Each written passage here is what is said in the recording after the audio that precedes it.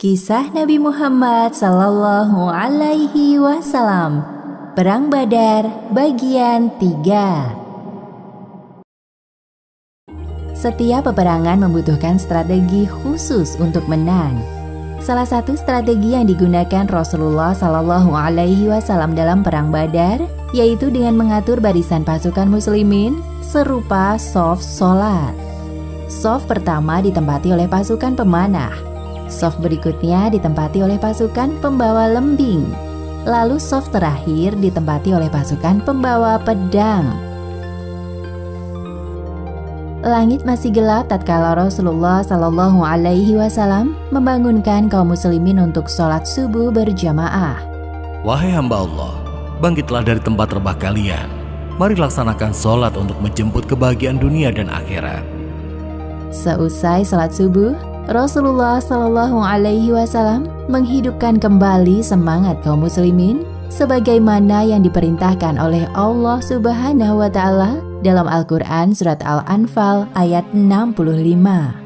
Hai Nabi, kobarkanlah semangat pada mukmin itu untuk berperang.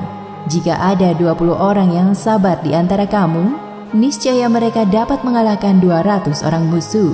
Dan jika ada 100 orang yang sabar di antaramu, mereka dapat mengalahkan 1000 daripada orang-orang kafir.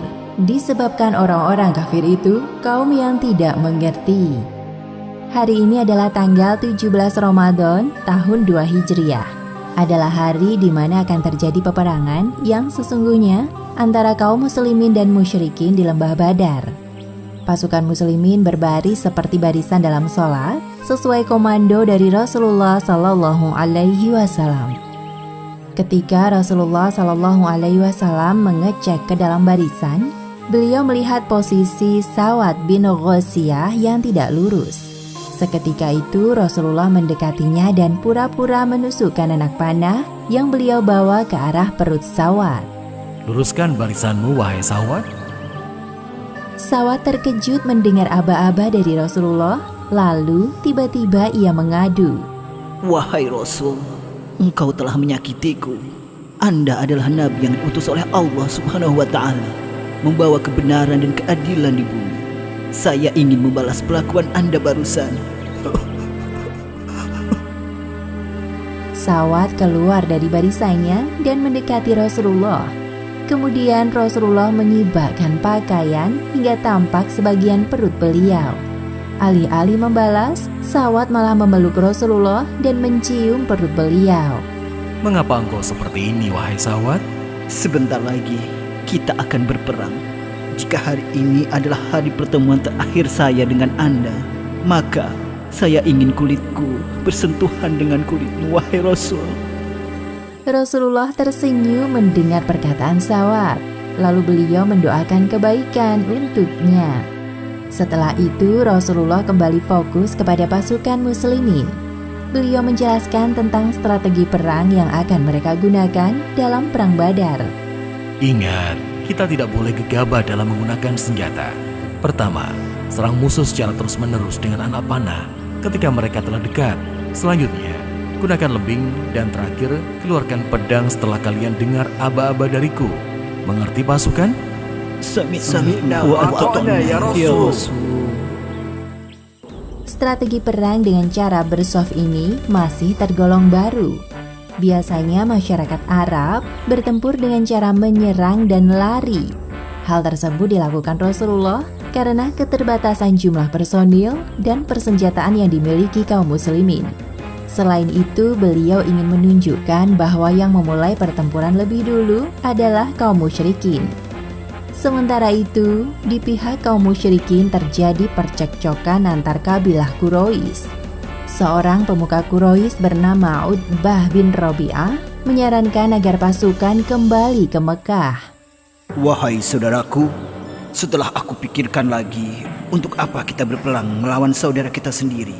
Perang hanya akan meninggalkan kenangan buruk di hati kita.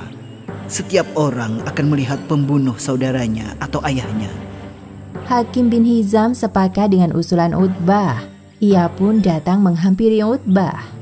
Aku setuju dengan saran darimu. Sesungguhnya pasukan ini hendak menuntut balas atas kematian Amr bin al-Hadrami yang tewas di ekspedisi Nakhlah. Wahai Utbah, bagaimana jika engkau membayar tebusan dan mengganti harta yang telah dirampas? Iya, tidak masalah. Aku rasa semua orang setuju denganku kecuali Abu Hakam. Wahai Hakim, bisakah engkau bicara kepadanya? Hakim bin Hizam mengiyakan permintaan Utbah.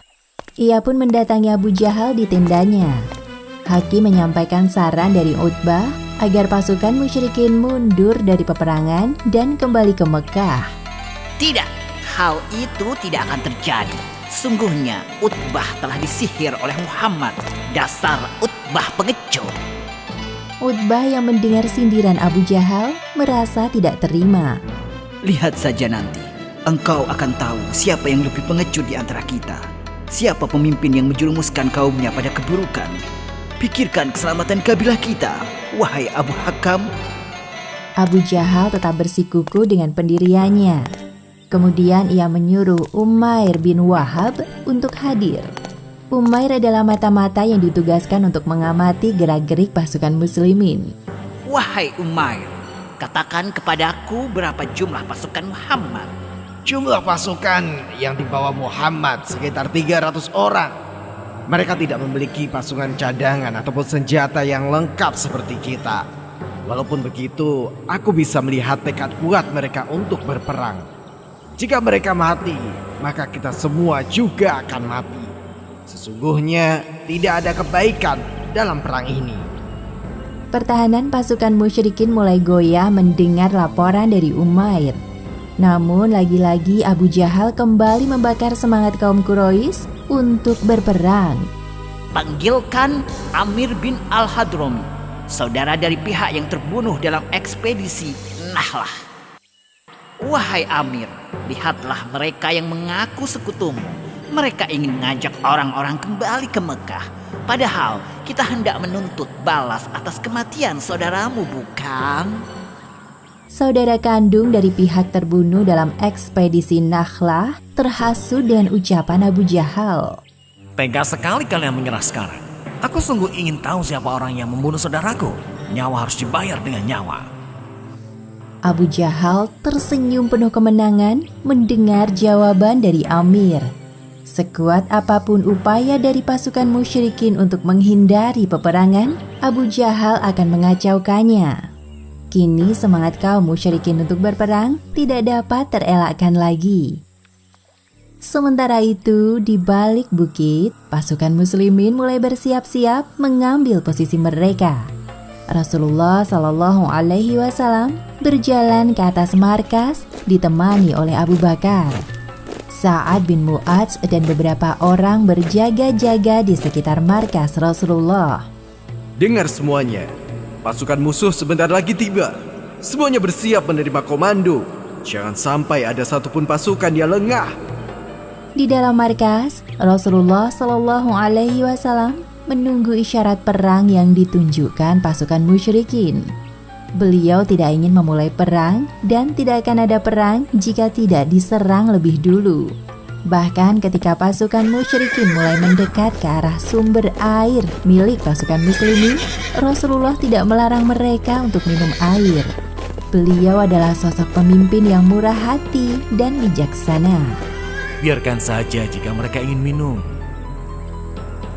Namun tiba-tiba Aswad bin al-Makhzumi yang terkenal dengan kekejamannya keluar dari barisan. Ia berteriak lantang di hadapan semua orang. Hei kalian semua, dengarkan, aku ingin bicara. Aku bersumpah akan minum dan menghancurkan tempat air ini. Atau aku yang akan mati. Hahaha. Tindakan Aswad ini menjadi isyarat perang dari pihak musyrikin. Hamzah bin Abdul Muthalib yang terkenal dengan kepiawaiannya dalam berperang keluar dari barisan untuk menghadapi Aswad. Apa yang barusan engkau katakan? Berani-beraninya engkau tidak dengar? Apa perlu aku ulangi sekali lagi sumpahku? Hamzah menebas salah satu betis Aswad hingga darahnya mengucur deras ke tanah. Tanpa kenal menyerah, Aswad kembali berjalan untuk mempertahankan sumpahnya. Selangkah lagi, ia sampai ke sumber air. Tiba-tiba dari arah belakang, Hamzah menyerangnya hingga tewas di tempat. Semua orang terkesima melihat kehebatan Hamzah dalam memainkan pedang. Pasukan musyrikin geram dan pikiran mereka mulai tidak karuan. Demikianlah akhir kisah Perang Badar bagian 3. Hikmah yang dapat kita ambil dari kisah ini: pertama, Allah Subhanahu wa Ta'ala menjadikan perpecahan di antara pasukan musyrikin sebagai kelemahan mereka. Kedua, tujuan peperangan dalam Islam adalah pembelaan terhadap kebenaran dan keadilan, sebagaimana yang dicontohkan Rasulullah Shallallahu Alaihi Wasallam dalam Perang Badar. Wallahu a'lam bishawab.